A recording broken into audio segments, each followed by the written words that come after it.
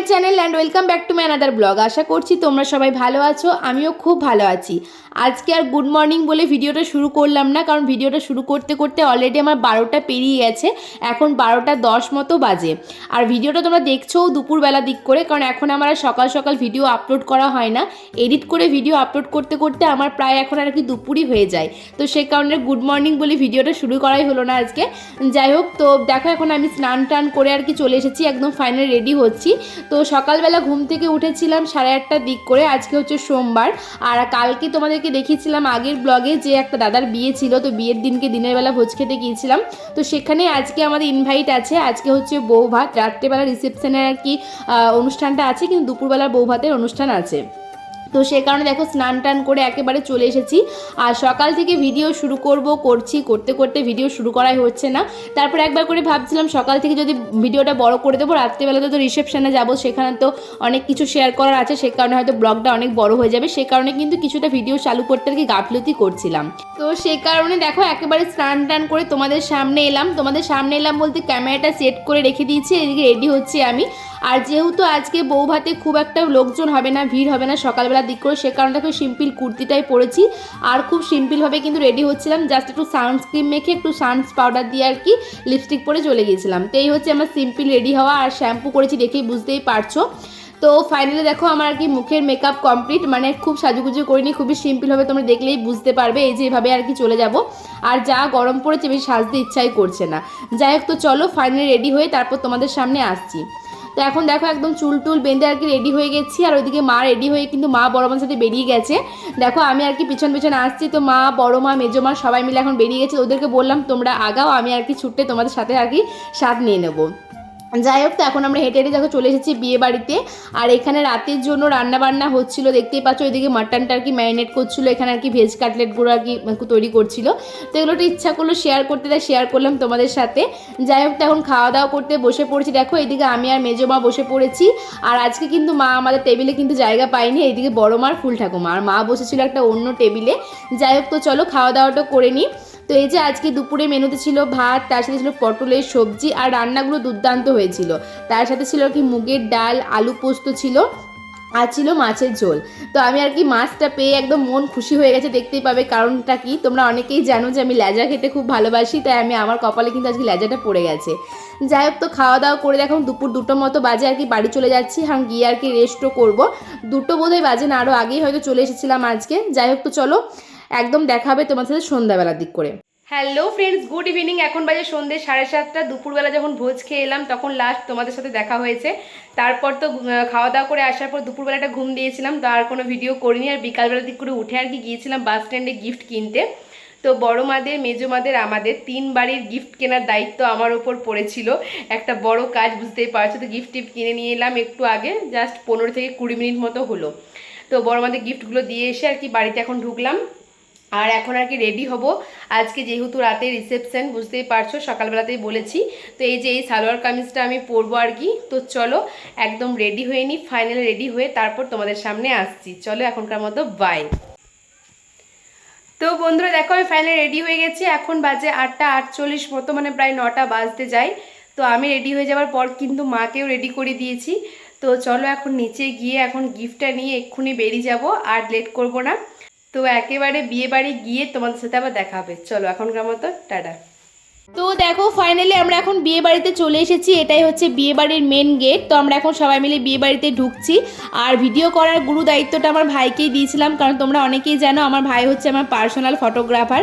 যাই হোক, তো সবার প্রথমে যেখানে কি বউ বসেছিল সেখানে এলাম। আর এখানে যে দুদিন আগে খাওয়া দাওয়া করছিলাম দুপুরবেলা, সেখানটায় কিন্তু খুব সুন্দর করে ডেকোরেশন করে বউ বসার জায়গা করা হয়েছিল। তখন গিফটটা দেবার জন্য দাঁড়িয়েছিলাম। আর এখন স্টেজের মধ্যে চলছিল ফটো তোলা। তো বিয়ে বাড়িতে খাওয়া দাওয়া হোক চাই না হোক, ফটো কিন্তু তুলতেই হবে। বিশেষ করে মেয়েরা একটু ফটো তুলতে বেশিই ভালোবাসে। তো আমি ধরো গিফটটা দিয়ে দিলাম। আর তারপর নিচে এসেছিলাম একবার, কিন্তু ফটো তুলতে গিয়েছিলাম, আবার ফোনটা নিয়ে সেলফি তুলেছিলাম। তো এখন দেখো যে বড় মা মেজো মা সবাই একের পর এক গিফট দিয়ে দিল। তো চলো একবার বিয়ে বাড়ির ডেকোরেশনটা তোমাদেরকে খুব সুন্দর করে দেখিয়ে দিই এক ঝলক।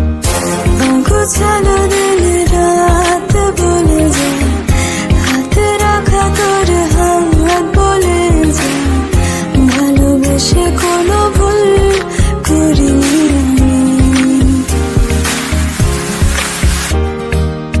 নিরহ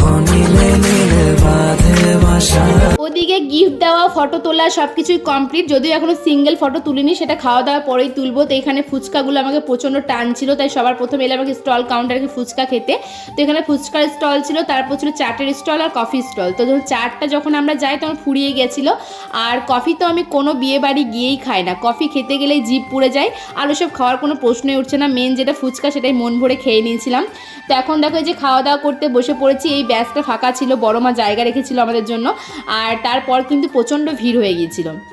তো যাই হোক, দেখো এটা হচ্ছে আজকের মেনু কার্ড, তোমরা পজ করে দেখে নিও, আমি কিন্তু প্রত্যেকটা খাবার শেয়ার করতে পারিনি।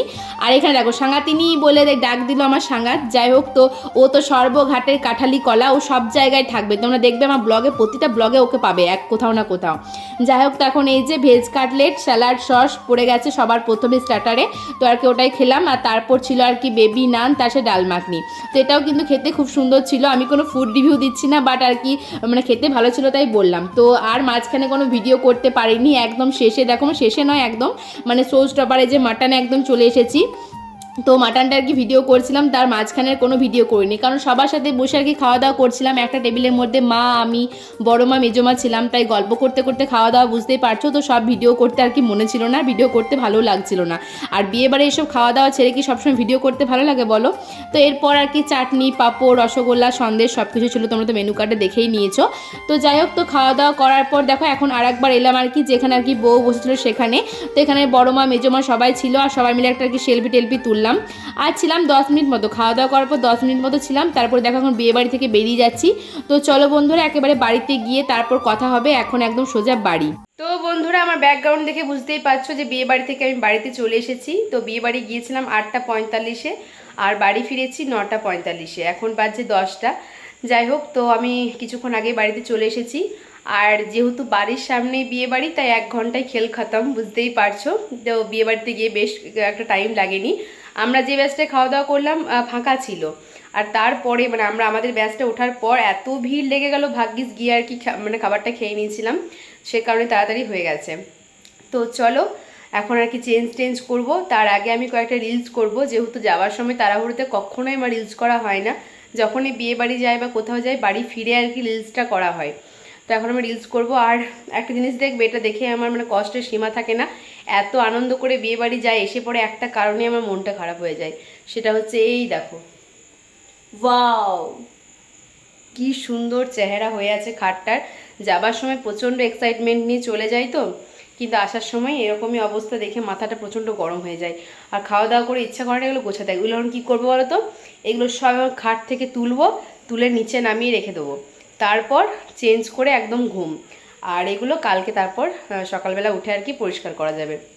যাই হোক, তো চলো আর বকবক করছি না, ভিডিওটা আজকে এখানে এন্ড করছি। ভালো লেগে থাকলে লাইক কমেন্ট শেয়ার অ্যান্ড একটা সাবস্ক্রাইব করে দেবে। আজকের মতো tata, bye bye, good night.